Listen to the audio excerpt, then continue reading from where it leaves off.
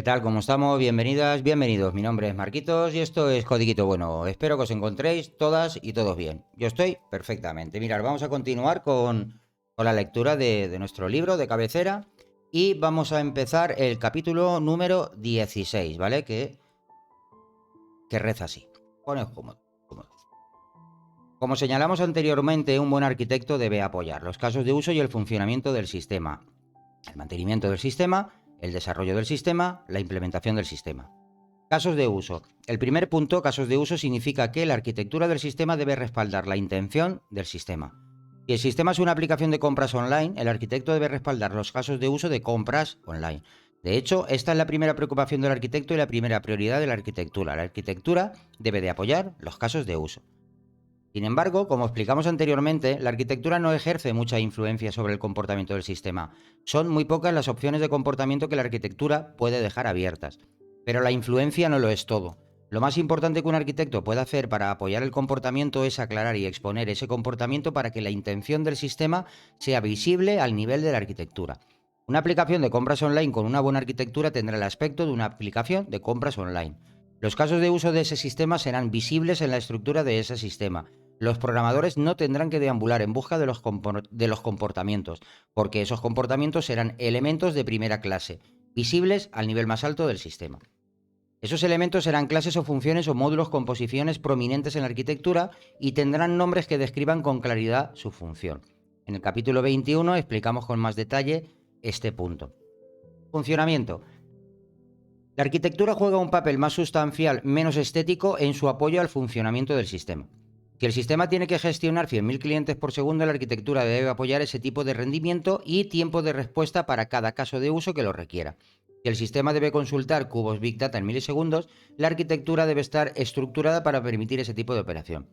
En algunos sistemas, esto implicará ordenar los elementos de procesamiento del sistema en una disposición de pequeños servicios que puedan ejecutarse en paralelo en muchos servidores diferentes. En otros sistemas implicará una plétora de pequeños procesos ligeros que comportan el espacio de dirección de un proceso único en un único procesador. Otros sistemas solo necesitarán algunos procesos que se ejecuten en espacios de dirección aislados. Y algunos sistemas pueden sobrevivir como programas monolíticos sencillos. Aunque parezca extraño, esta decisión es una de las opciones que un buen arquitecto deja abiertas. Un sistema escrito como monolito y que depende de esa estructura monolítica no puede actualizarse fácilmente a múltiples procesos o microservicios, cuando surja la necesidad. Por comparación, una arquitectura que mantiene el adecuado aislamiento de sus componentes y no asume los medios de comunicación entre esos componentes será mucho más sencilla de transitar por el espectro de procesos y servicios cuando cambien las necesidades operativas del sistema a lo largo del tiempo. Ahora vamos a ver pues, una serie de puntos y cómo afecta o influye la arquitectura, ¿no? Como es este de los casos de uso. Desarrollo. La arquitectura juega un papel importante en el apoyo del entorno de desarrollo. Aquí es donde entra en juego la ley de Conway, que señala: cualquier organización que diseña un sistema producirá un diseño cuya estructura es una copia de la estructura de comunicación de la organización. Un sistema que debe ser desarrollado por una organización con muchos equipos y muchos intereses debe de contar con una arquitectura que facilite las acciones independientes de dichos equipos, de forma que los equipos no interfieran entre sí durante el desarrollo. Esto se logra dividiendo adecuadamente el sistema en componentes bien aislados que se pueden desarrollar de forma independiente. Los componentes se pueden asignar a los equipos que podrán trabajar de forma independiente entre sí. Implementación. La arquitectura también juega un papel primordial en determinar la facilidad con la que se implementa el sistema. La meta es la implementación inmediata. Un buen arquitecto no depende de docenas de scripts de comunicación y modificaciones del archivo de propiedad. No requiere la creación manual de directorios o archivos que deben disponerse para ello. Un buen arquitecto ayuda a que el sistema pueda implementarse inmediatamente después de su creación. De nuevo, esto se logra mediante una adecuada partición y aislamiento de los componentes del sistema, incluyendo los componentes maestros que mantienen unido al sistema y garantizan que cada componente se inicie, integre y supervise de la forma adecuada. Mantener las opciones abiertas. Una buena arquitectura equilibra todos esos aspectos con una buena estructura de componentes que los satisface todos. Parece sencillo, ¿verdad? Bueno, para mí es fácil decirlo. La realidad es que lograr este equilibrio es bastante difícil. El problema es que la mayoría de las veces no sabemos cuáles son todos los casos de uso, ni conocemos las limitaciones operativas, la estructura del equipo o los requisitos de implementación. Lo que es peor, Aunque los conociéramos, cambiaría inevitablemente cuando el sistema se moviera en su ciclo de vida. En resumen, las metas que debemos alcanzar son confusas e inconstantes. Bienvenidos al mundo real. Pero no todo está perdido. Algunos principios de la arquitectura son relativamente baratos de implementar y pueden ayudar a equilibrar esos puntos, incluso aunque no tenga un panorama claro de los objetivos que quiere alcanzar. Estos principios nos ayudan a dividir nuestro sistema en componentes bien aislados que nos permiten dejar el máximo número de opciones abiertas posible durante el máximo tiempo posible. Una buena arquitectura hace que el sistema sea fácil de cambiar de todas las formas en las que debe cambiar, dejando las opciones abiertas. Desacoplamiento de capas. Pensemos en los casos de uso. El arquitecto quiere que la estructura del sistema soporte que todos los casos de uso que sean necesarios, que soporte, ¿no?, el sistema todos los casos de uso que sean necesarios, pero no sabe cuáles son todos esos casos de uso. Sin embargo, el arquitecto sabe cuál es la intención básica del sistema. ¿Es un sistema de compras online o un sistema de lista de materiales o un sistema de procesamiento de pedidos? Por lo tanto, el arquitecto puede emplear el principio de responsabilidad única y el principio de cierre común para separar esos elementos que cambian por distintas razones y recopilar los elementos que cambian por las mismas razones, teniendo en cuenta el contexto de la intención del sistema. ¿Qué cambia por distintas razones? Hay algunas cosas evidentes. Las interfaces de usuario cambian por razones que no tienen nada que ver con las reglas del negocio. Los casos de uso tienen elementos de ambos. Por lo tanto, está claro que un buen arquitecto deberá separar las partes de UI de un caso de uso de las partes de reglas de negocio, de tal manera que se puedan cambiar de forma independiente entre sí, mientras se mantienen los casos de uso visibles y claros. Las reglas de negocio pueden estar estrechamente unidas a la aplicación o pueden ser más generales. Por ejemplo, la validación de campos de entrada es una regla de negocio unida a la propia aplicación. Por el contrario, el cálculo del interés de la cuenta y la enumeración del inventario son reglas de negocio que están más asociadas con el dominio. Estos dos tipos de reglas cambiarán a ritmos diferentes y por distintas razones, por lo que deberán estar separados para que se puedan cambiar de forma independiente.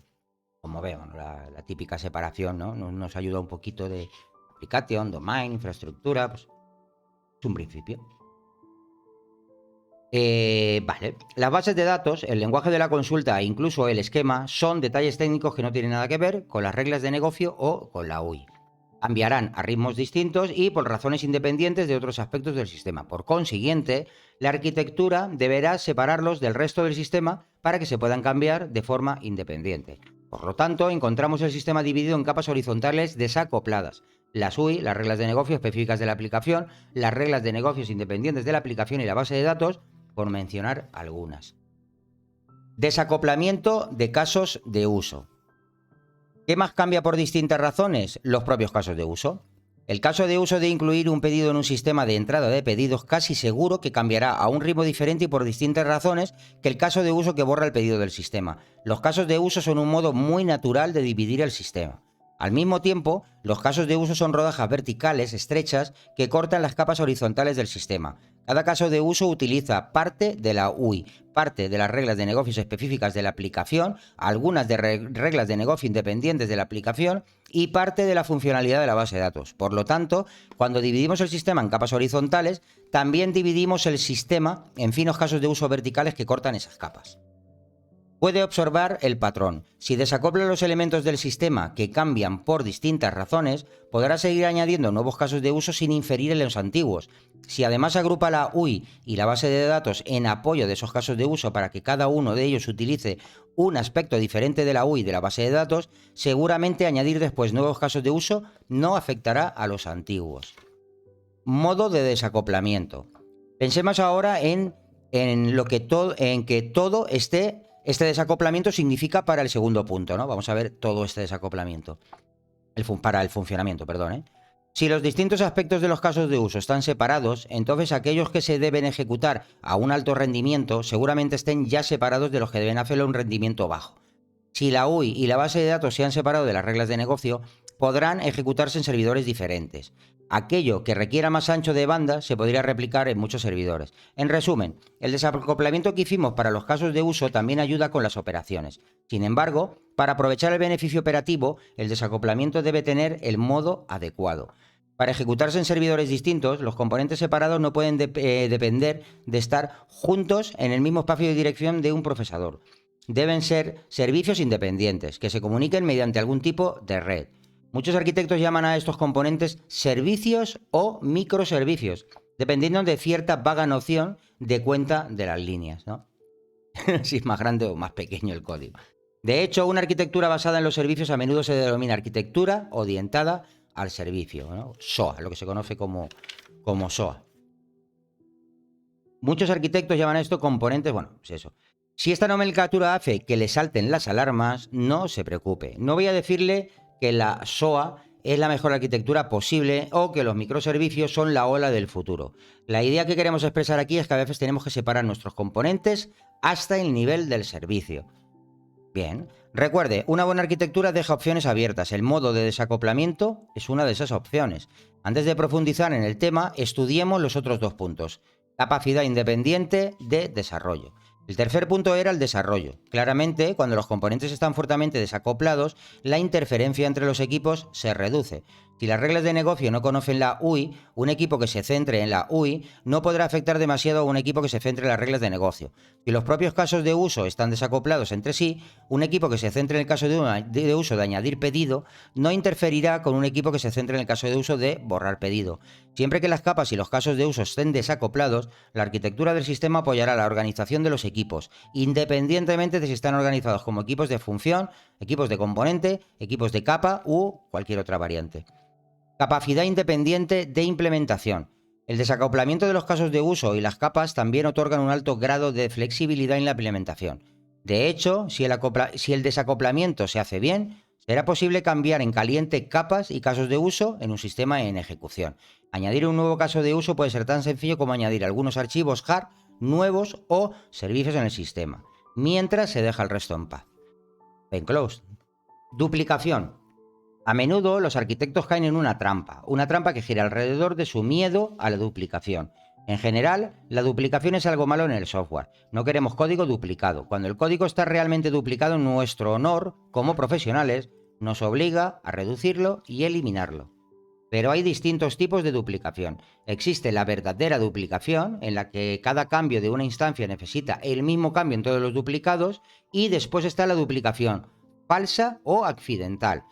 Si dos secciones de código aparentemente duplicadas evolucionan por distintos caminos, cambian a distintos ritmos por distintas razones, entonces no son verdaderas duplicaciones. Regresa a ella en unos años y verá que son muy diferentes entre sí. Ahora imaginemos dos casos de usos que tienen estructuras de pantalla muy similares. Es probable que los arquitectos se vean tentados a compartir el código de esa estructura, pero ¿deben hacerlo? ¿Es una verdadera duplicación o es accidental? Probablemente sea accidental. Con el paso del tiempo, seguramente esas dos pantallas se desvíen y acaben siendo muy diferentes. Por ese motivo, hay que tener cuidado y evitar unificarlas, de lo contrario resultará difícil separarlas después. Cuando separa verticalmente casos de uso entre sí, se encontrará con este problema y se verá tentado a acoplar los casos de uso porque tienen estructuras de pantallas similares o logaritmos similares o consultas y esquemas de datos similares. Tenga cuidado. Resista la tentación de cometer el pecado de eliminar instintivamente la duplicación. Asegúrese de que la duplicación es real. Por la misma razón, cuando separa capas horizontales, puede descubrir que la estructura de datos de un registro concreto de la base de datos es muy similar a la estructura de datos de una vista de pantallas concreta. Puede verse tentado a pasar el registro de la base de datos a la UI, en lugar de crear un modelo de vista con el mismo aspecto y copiar los elementos. Posiblemente podemos poner ahí un read model. Tenga cuidado, esta duplicación es casi seguro accidental. Crear un modelo de vista separado no cuesta trabajo y le ayudará a mantener las capas debidamente desacopladas. Modo de desacoplamiento. Modos. Y entre paréntesis pone, de nuevo, ¿no? Okay. Volvemos a los modos. Hay muchas formas de desacoplar capas y casos de uso. Se pueden desacoplar al nivel de código fuente, nivel del binario y al nivel de la ejecución. Nivel de fuente. Podemos controlar las dependencias entre módulos de código fuente de forma que los cambios en un módulo no fuercen cambios o una nueva compilación de otros, como por ejemplo RubyGems. En este modo de desacoplamiento todos los componentes se ejecutan en el mismo espacio de dirección y se comunican entre sí utilizando sencillas llamadas de función. Hay un ejecutable sencillo cargado en memoria del ordenador.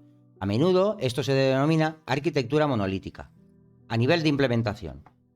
Podemos controlar las dependencias entre unidades instalables, como archivos JAR, DLL, de bibliotecas compartidas, de forma que los cambios en el código de nuestro módulo no provoquen que se vuelvan a crear o implementar otros. Muchos de los componentes pueden seguir viviendo en el mismo espacio de dirección y comunicándose mediante llamadas de función. Otros componentes pueden vivir en otros procesos del mismo procesador y comunicarse mediante comunicaciones interproceso, sockets o memoria compartida.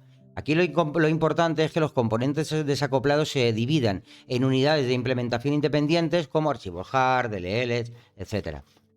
Nivel de servicio. Podemos reducir las dependencias a nivel de las estructuras de datos y comunicar solo a través de paquetes de red de forma que cada unidad de ejecución sea totalmente independiente de los cambios de fuente y binarios en otros componentes, por ejemplo. ¿Cuál es el mejor modo a utilizar? Estamos terminando, no os preocupéis. La respuesta es que durante las primeras fases del proyecto resulta complicado saber qué modo es el mejor. De hecho, cuando el proyecto madura, el modo óptimo puede variar. Por ejemplo, nos resulta difícil imaginar que un sistema que se ejecute ahora cómodamente en un servidor puede crecer hasta el punto en el que alguno de sus componentes deban ejecutarse en otros servidores. Mientras el sistema se ejecute en un único servidor, el desacoplamiento a nivel de fuente puede ser suficiente. Más tarde, sin embargo, puede que necesite un desacoplamiento en unidades instalables o incluso servicios. Una solución que parece bastante popular a día de hoy consiste en desacoplar a nivel de servicio por defecto. El problema con este método es que resulta caro y estimula un desacoplamiento tosco. No importa lo micro que sean sus microservicios, probablemente el desacoplamiento no sea lo suficientemente fino. Otro problema con el desacoplamiento a nivel de servicios es que es caro, tanto en tiempo de desarrollo como en recursos del sistema. Tratar con límites del servicio cuando no son necesarios es una pérdida de esfuerzo, memoria y ciclos. Y sí, ya sé que los dos últimos son baratos, pero el primero no, el esfuerzo.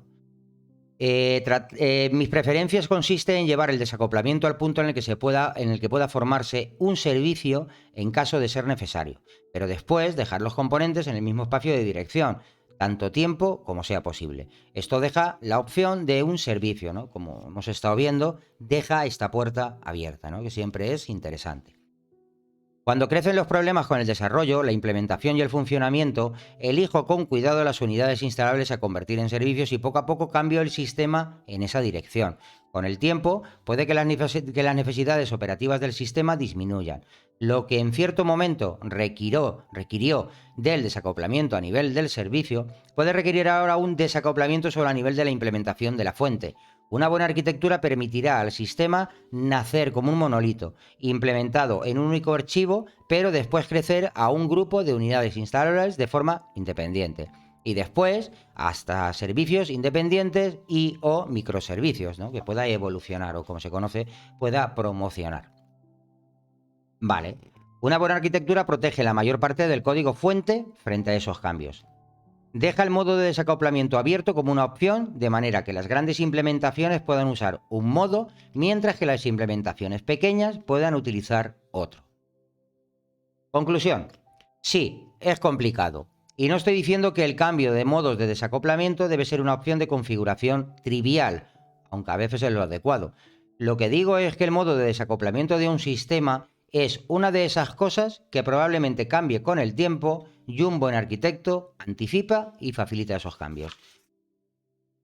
Vale, la verdad es que Copeta, ha habido capítulos anteriores que han sido bastante espesote, ¿no? Y me atrevería a decir, en mi caso, que ya lo he leído varias veces, una pérdida de tiempo, la verdad. Pero luego te vienen estos capítulos, Jopeta, y mola, ¿no? No recupera la fe en la humanidad. Bueno, nos vemos pronto y seguimos con el 17. Un saludote. Chao, chao.